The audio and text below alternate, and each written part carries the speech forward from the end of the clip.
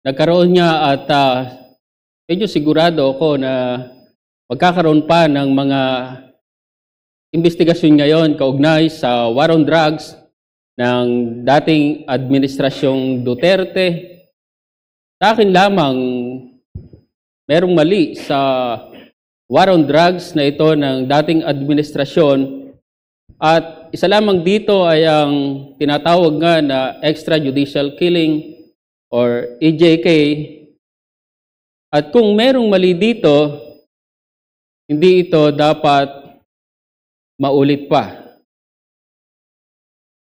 Kung mahalaga ito sa buhay dito sa mundo, kung mahalaga ang bawat buhay ng sinasabing biktima nito, lalong mas mahalaga ang buhay na may kinalaman sa pangwalang hanggan o sa buhay na may kinalaman sa ating mga kaluluwa.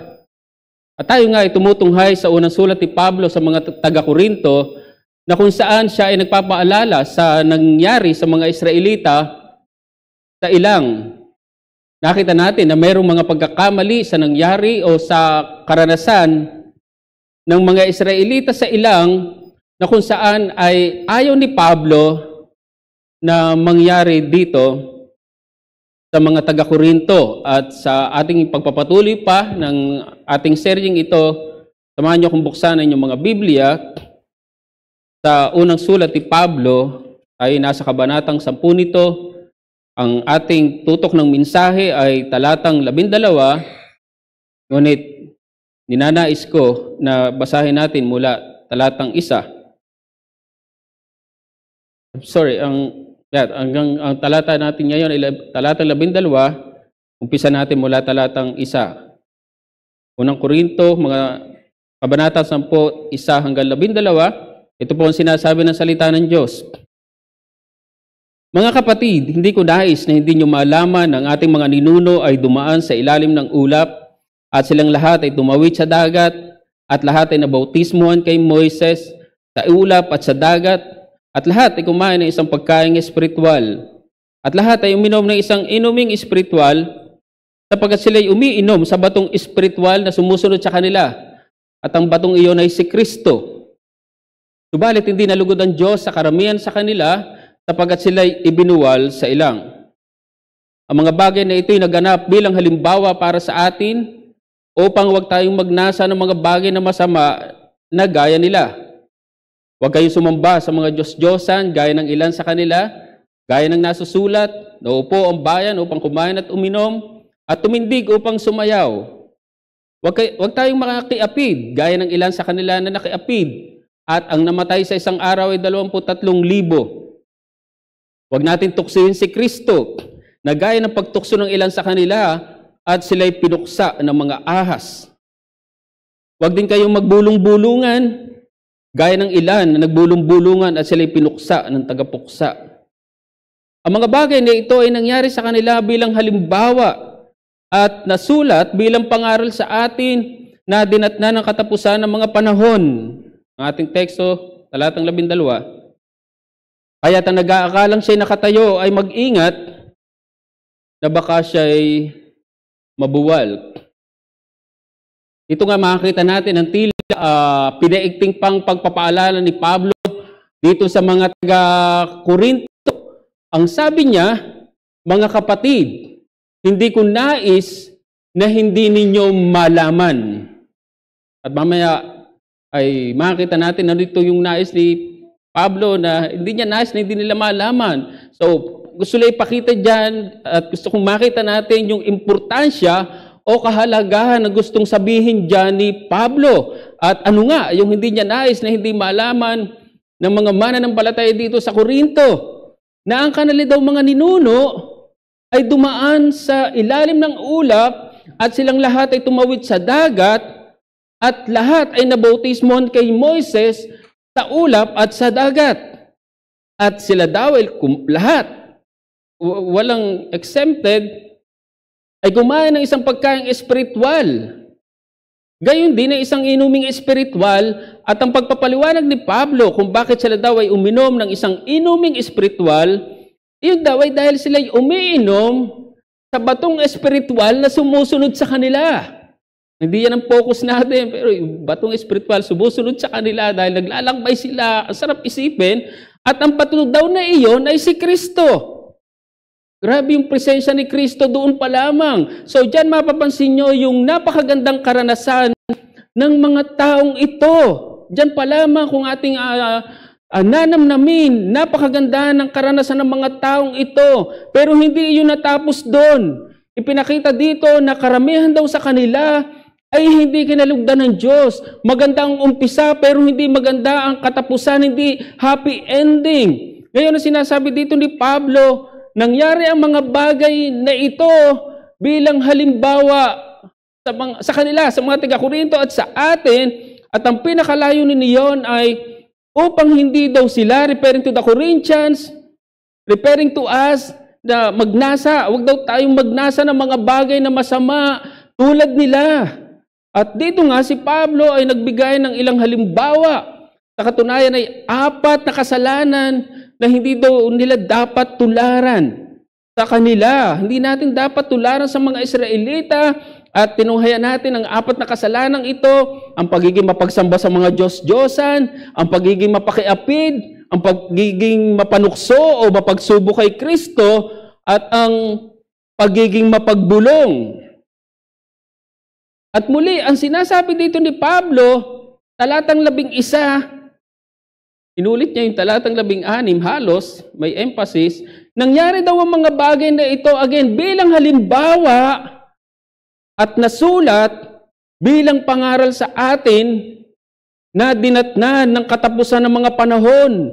So dito, mapansin nyo na tayo ay nasa mga huling panahon na o last days.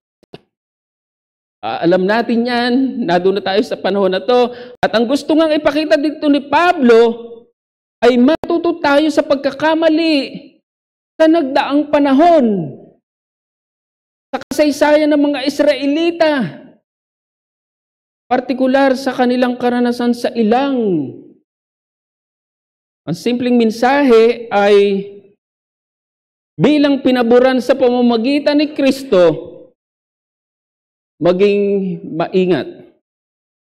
Bilang pinaboran sa pamamagitan ni Kristo, maging maingat. Siguro nga kung ikaw ay pinaboran o itinuring na pribilehiyo, baka ang maging tugon mo dyan ay magpabaya o yung tinatawag nating pagiging complacent. Kasi privilege ka eh. Pero hindi ganyan na itinuturo dito. Bagkos ipinakita dito na kung ikaw ay isang pribilehiyo, dapat lalo kang maging maingat. Hindi yung sinasabi mo na okay ka na. Mga kapatid, wala pa tayo sa dulo. Wala pa tayo sa ultimong tinatahak natin. Kung ikaw ay may tinatahak ngayon, wala ka pa doon. At kung tayo ay magpapabaya sa ating tinatahak, baka hindi tayo makarating doon. Si Pablo mismo ay sinabi niya, dinidisiplina niya maging ang kanyang sarili. Dahil sinabi niya baka sa uli, disqualify siya. Ay higit pa ba tayo kay Pablo? Ang mga Israelita ay mayroong tinatahak na lupang pangako, pero karamihan sa kanila ay hindi nakarating doon, hindi sila nakapasok doon. Ngayon marahil sasabihin mo, hindi ba tiyak ang ating tinatahak? Tiyak ang ating tinatahak. Walang duda doon. Pero kung ikaw ay nagpapabaya sa iyong tinatahak, paano mo masasabing natitiyak yun? Kung sinasabi mong tiyak, dapat ay nakikita sa ginagawa mo, dapat bastiyakin mo yun. Hindi ka baliktaran. At ito yung ayaw ni Pablo na mangyari sa mga taga-Korinto. Na bagaman marahil sa mga Israelita, mayroon silang tiyak na lupang pangako, pero dapat ay huwag kang magpabaya. Ngayon, nais kong tunghayan natin ang dalawang bagay na may kinalaman kung bakit ang isang tao o ang isang mananampalataya mismo ay pwedeng hindi maging maingat. Una, may maling pagtingin sa katatayuan. May maling pagtingin sa katatayuan at mamaya sisikapin natin na maipakita kung ano yung katatayuan na tinutukoy dito o yung gusto kong sabihin dito. So, unang bagay, may maling pagtingin sa katatayuan at pangalawang bagay, may maling pagtingin sa tukso. May maling pagtingin sa tukso. Yan marahil ang pwede nating sabi kung bakit pwede tayo hindi maging maingat. So yung unang bagay ay may maling pagtingin sa katatayuan. Pag ganyan na pagtingin mo, marahil maging pabaya ka, hindi ka maging maingat. Ang sabi ni Pablo, kaya't ang nag-aakalang siya'y nakatayo ay mag-ingat. Ngayon, sino yung tinutukoy dyan ni Pablo na nag-iisip daw o nag-aakala na siya'y nakatayo? Na kung saan sinasabi ni Pablo, dapat siyang mag-ingat. Alam niyo, medyo kakaiba-iba ng konti ang pagtingin ng mga scholar dito. Pero merong dalawa o masasabi ko na malapit o dissenting interpretasyon dito. Una, may tumitingin na yung tinutukoy dito ni Pablo ay yung tao na nakibahagi at patuloy na nakikibahagi sa sakramento ng iglesia. Alam natin na mayroon dalawang sakramentong iglesia, ang bautismo at ang banal na hapunan. At dahil marahil iniisip ng taong ito na siya ay nakibahagi at patuloy na nakikibahagi sa mga sakramentong ito ng iglesia, sa inabautismuhan, patuloy na nakikiparticipate sa Lord's Supper, marahil iniisip niya, siya'y matatag na.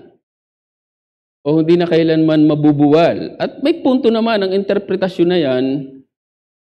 Pero yung mas malapit, at sa tingin ko ito yung tinutukoy ni Pablo at ito yung aking pinangahawakan, ito yung tao o miyembro ng iglesia na nag-aangkin na siya ay may kaalaman.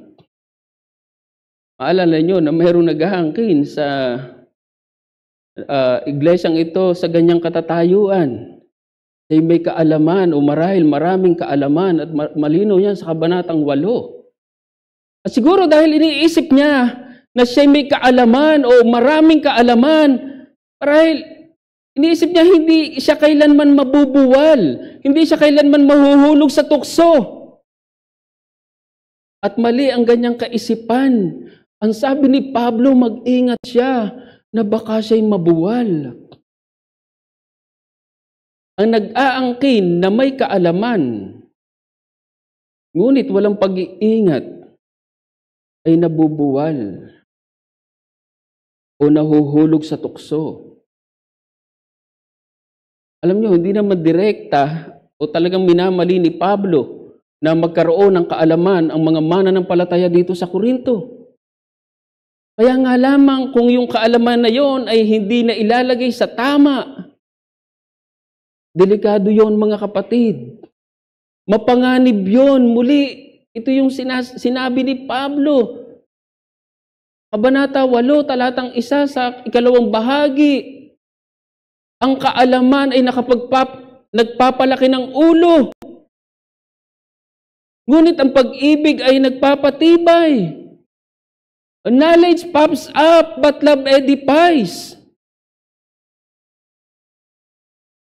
At kung minsan nga dito tayo sumasala. Pero wag, sa kabila nga marahil na hindi masama na magkaroon ng kaalaman, pero wag mong tapusin doon. Marahil hindi masama yung usapin ng ulo. Pero huwag mong tapusin sa ulo lamang.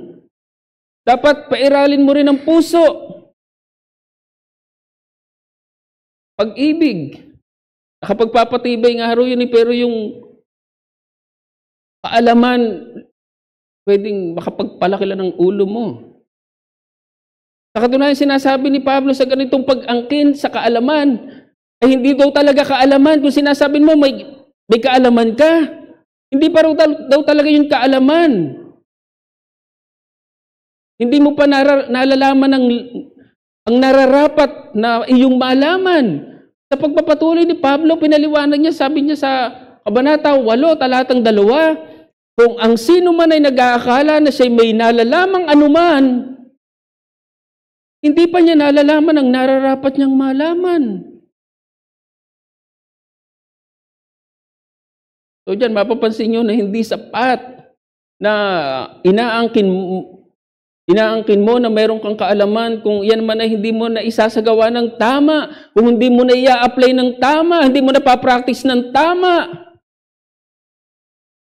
At kung tayo magpapatuloy sa sinasabi niya ni Pablo sa Kabanata 8, makikita natin na yan ay may kinalaman sa tinatawag nga na Christian liberty or liberty of conscience. At kung tayo pamilyar nga sa turong ito, makikita natin na bagaman hindi ka nagkakasala sa isang bagay na iyong ginagawa, gaya ng pagkain ng karne sa konteksto ng mga taga-Korinto, pero kung iyon naman ay makakasama sa iyong kapatid, sa isang mahinang kapatid, huwag mong gawin yun. Huwag mong kainin yun. Huwag mong ipilit yung pagkain mo ng karne. Pero ang problema nga, mayroong mga kapatid na ang katwiran ay, bakit ako pipigilan ng iba? Bakit ako hahadlangan sa aking konsensya ng aking kapatid?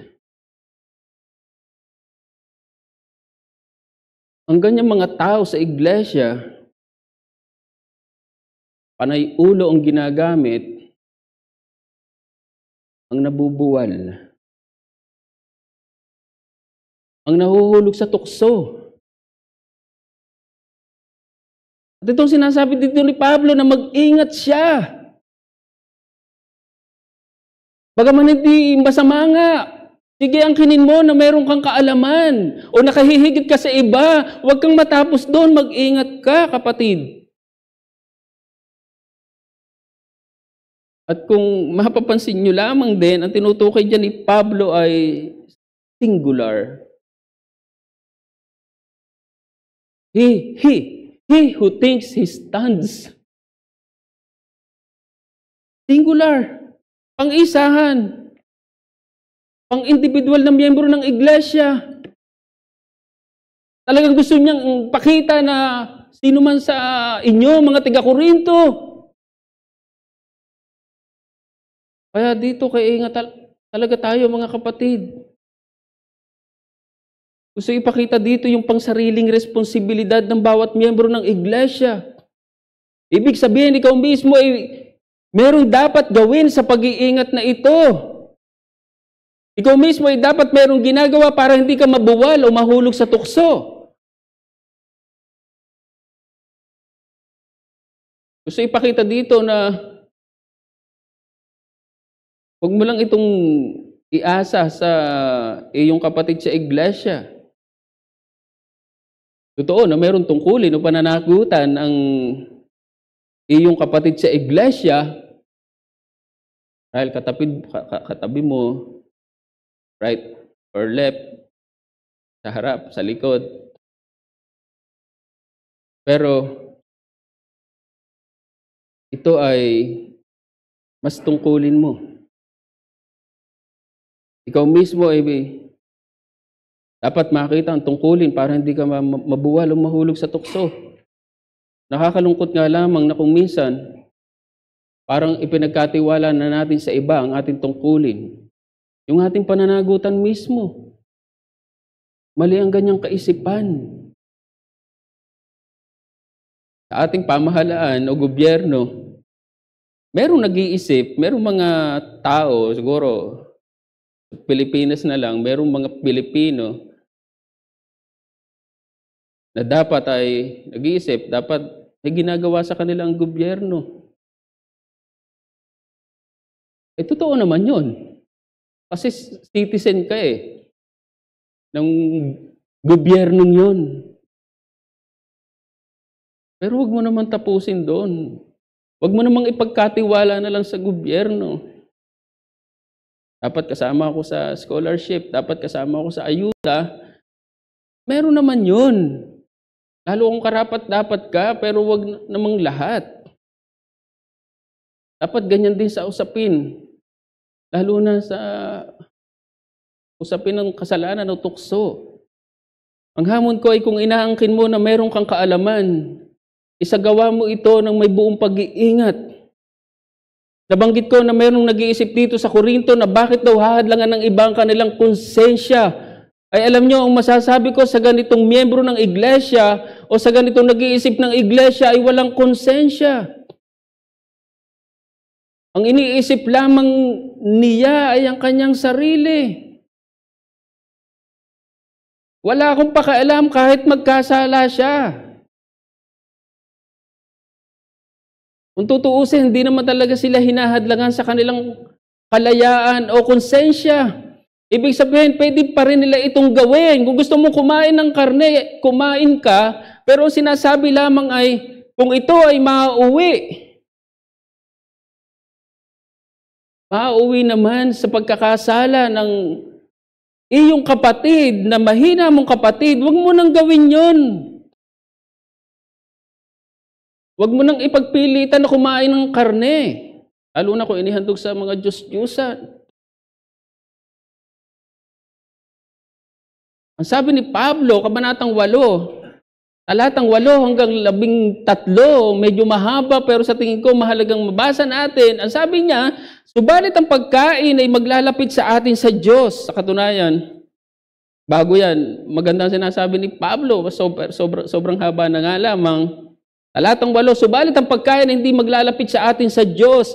Hindi tayo nagkukulang kung tayo hindi kumain. At hindi tayo higit na mabuti kung tayo kumain. Subalit mag-ingat kayo. Baka ang kalayaan ninyong ito ay maging katitisuran sa mahihina. Sapagkat makita ka ng iba na nakikisalo sa pagkain sa templo ng Diyos-Diyosan, ikaw na nagtataglay ng kaalaman, hindi kaya sila maganyak na kumain ng mga bagay na inihain sa mga Diyos-Diyosan, yamang mga hina ang kanilang budhi. Kaya sa pamamagitan ng iyong kaalaman ay napahamak ang mahina. Ang kapatid na dahil sa kanya'y namatay si Kristo. Kaya sa pagkakasala laban sa mga kapatid o sa pagsugat sa kanilang mahinang budhi, ay nagkakasala kayo laban kay Kristo. Kaya kung ang pagkain ay nakapagpapatisod sa aking kapatid, kailanman na hindi ako kakain ng karne, upang ako'y huwag makapagpatisod sa aking kapatid. Iyan ang resolve ni Pablo. So dyan mapapansin nyo kung anong klaseng pag-iingat ang itinuturo sa atin. Gustong ipakita dyan na kung tayo magpipilit na gawin ang isang bagay na hindi natin dapat gawin, iyon man ay pagkakasala kay Kristo. Huwag mong isipin na kung gagawa ka, gagawin mong isang bagay na hindi mo dapat gawin, ay maghuhulog lamang sa iba, sa kasalanan. Hindi po, hindi natatapos doon. Ang sinasabi ni Pablo, ikaw man ay nahuhulog sa kasalanan. Ikaw man ay nagkakasala kay Kristo. Yan ang sinabi sa talatang 12. Kaya sa pagkakasala laban sa mga kapatid, sa pagsugat ng kanilang mahinang budhi, ay nagkakasala kayo laban kay Kristo. Kayo mismo na mapilit kumain ng karne, na wala kayong pag-konsidera, wala kayong pagsasaalang-alang sa mga ayaw hindi kumakain ng karne dahil labag sa kanilang budhi.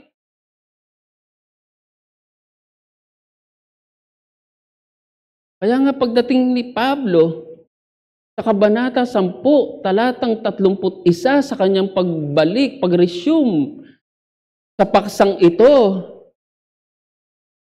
sinabi niya na kaya't kung kayo man ay kumakain o umiinom o ano man ang inyong ginagawa, gawin ninyo ang lahat sa ikaluluwalhati ng Diyos. Therefore, whether you eat or drink or whatsoever you do it all for the glory of God. Ngayon, kung ikaw sa ginagawa mo ba ay nagkakasala ang kapatid, Nakapagbibigay ba yon ng glory sa Diyos? Lalo na kung ikaw ay nagkakasala din, yung ba'y nakapagbibigay ng luwalhati sa Diyos? Hindi. Maraming paalala, pinapakita sa atin dito mga kapatid. Gustong ipakita dito na hindi sapat, na inaangkin mo lamang na meron kang kaalaman, pero yun ang magdadala sa iyo sa pagkahulog sa tukso, hindi sapat. Grabing pag-iingat. Sa mga nababalitaan nating sabi natin, mga dakilang lingkod ng Diyos na nahuhulog sa tukso o sa kasalanan, masasabi natin na marami silang kaalaman. Marahil yung nahulog sa sexual immorality ay nagturo doon. Marahil marami siyang alam doon. Walang paghuhusga. Pero pwede nating sabihin na maraming kaalaman. Pero hindi sapat ang kaalaman para hindi ka mahulog sa tukso. At pwede mong i-apply yun sa ating mga sarili. Pangalawang bagay, kung bakit ang isang mananampalataya hindi pwedeng hindi maging maingat. May maling pagtingin sa tukso. Sa pagsasabi ni Pablo na mag-ingat daw siya, siya na nag-iisip, nag-aakala na siya ay nakatayo, mag-ingat daw siya. Baka siya mabuwal. Ano gusto ipakita dyan? Simple lang, gustong ipakita dyan na meron talagang nabubuwal. Meron talagang nahuhulog sa tukso. At anong patunay niya? O sinong patunay niyan? Nakita natin yan sa mga Israelita. Ngayon, ito yung sinasabi dito ni Pablo sa mga taga-Korinto. Ay, maalala nyo na sila nagpupumilit na kumain sa mga bagay na inihain sa mga Diyos-Diyosan. May makatigasan ng ulo mga taga-Korinto. Ayaw makinig sa payo ni Pablo. Kaya nga sila ay mapanukso. Mapagbulong. Ngayon, kung ikaw ba, nagpipilit ka kasing kumain ng mga bagay, inihain sa mga Diyos-Diyosan, kung ikaw taga-Korinto, o ikaw ba'y kakain ng mga pagkain inihain sa mga Diyos-Diyosan noon, masasabi mo ba na hindi ka mahuhulog sa tukso? Gaya ng pakikiapid, hindi mo masasabi. So, ang pagpipilit sa pagsasabi na hindi siya kailanman mabubuwal o mahuhulog sa tukso, ay siyang mahuhulog dito. Ganito natin tingnan itong mga kapatid. Huwag nating isipin na kayang-kaya natin ang tukso. Gustong ipakita dito na tayo hinahabol ng tukso. Ngayon, kung tayo ang hinahabol ng tukso, hindi ka ba po pwedeng abutan nito? Alam niyo, sa susunod na linggo, sa kalooban ng Panginoon, sa pagtatapos ng ating seryeng ito, makakita natin na tapat ang Diyos sa bagay na ito. Ibig sabihin, makakaasa tayo ng pagtatagumpay sa bagay na ito. Pero hindi ibig sabihin noon na wala kang gagawin sa tukso. Hindi gustong ipakita dito na kahit wala kang gawin sa tukso ay magtatagumpay ka pa rin. Hindi po, nagkakamali ka. Kung ang ginagawa mo sa tukso ay hinahabol mo pa, anong aasahan mo? Ay mabubuwal ka talaga dito. Nung ang mga Israelita ay naglalakbay sa ilang, marahil iniisip nila na hindi sila kailanman mahuhulog sa tukso. Pero nung nangyari sa kanila, ngayon, nais ko lamang isipin natin ng konti. Kung bakit kaya parang masyadong naging confident ang mga Israelitang ito na hindi sila mahuhulog sa tukso. Isip niyo na ba yon? Naglalakbay sila sa ilang, marahil kailanman, hindi nila iniisip na mahuhulog kami sa tukso. Ang posibleng dahilan ay sapagkat meron silang salita ng Diyos. Dahil sila'y may salita ng Diyos, may kautusan, doon na lang tayo sa 10 utos, marahil hindi kami mahuhulog sa tukso. Ano yung sinabi sa unang utos? Sa 10 utos, huwag kayong magkakaroon ng ibang mga Diyos liban sa akin. You shall have no other gods before me. At marahil dahil sa kanilang kaalaman na yan sa kaalaman na yan nila sa salita ng Diyos, meron silang salita ng Diyos, marahil inisip nila na hindi sila kailanman mahuhulog dito. Pero anong nangyari? Nahulog sila dito. Sumamba sila sa mga Diyos-Diyosan. Sa kabila, marahil na kanilang kaalaman na binagbabawal ng Diyos na sumamba sa mga Diyos-Diyosan. Pero nahulog sila dito. At ang mabigat pa doon, hindi lamang natapos sa pagsamba sa mga Diyos-Diyosan. Ang nangyari sa kanila, kasama doon ang pakikaapid. Numbers 25. At ganito din ang pwedeng mangyari sa mga taga-Korinto. Dahil marahil iniisip nila na meron silang kaalaman, marahil maraming alam sa salita ng Diyos, maraming alam sa doktrina, etc., etc. Hindi sila kailanman mahuhulog sa tukso.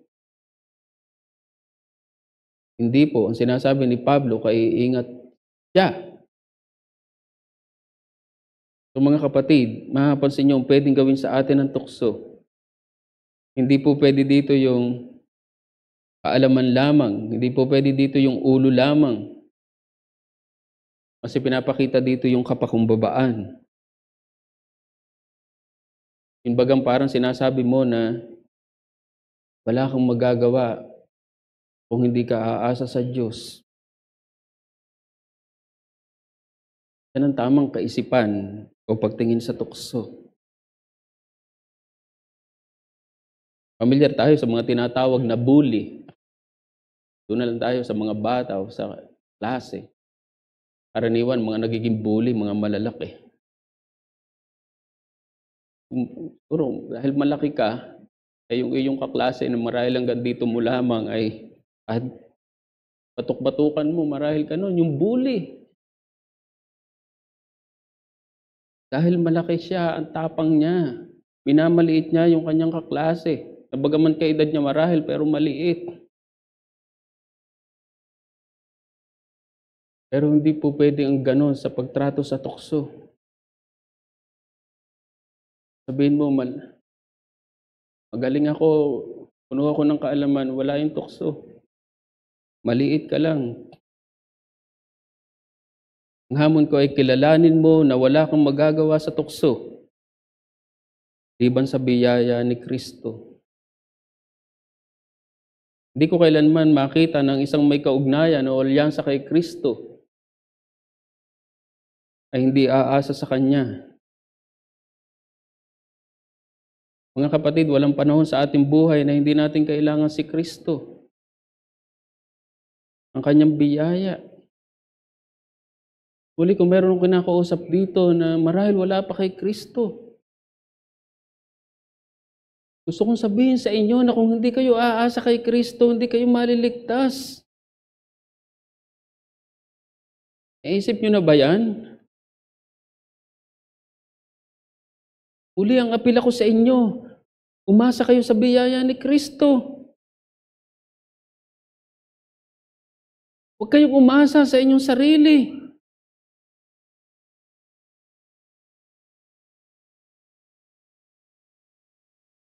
At yan din ang gusto kong makita natin, na mayroon ng biyaya kay Kristo. Gusto kong makita natin na walang panahon sa ating buhay na hindi natin kailangan ng biyaya ni Kristo.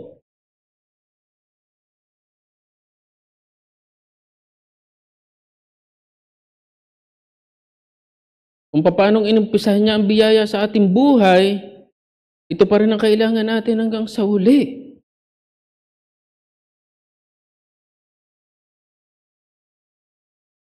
Sa pakikipagbaka natin sa mundong ito.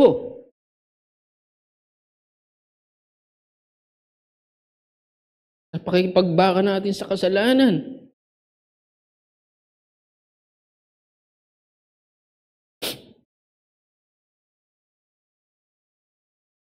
Hindi ka makakarating sa finish line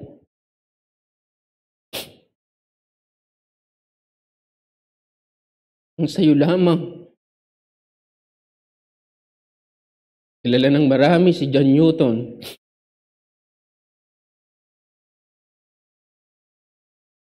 Naligtas siya sa biyaya.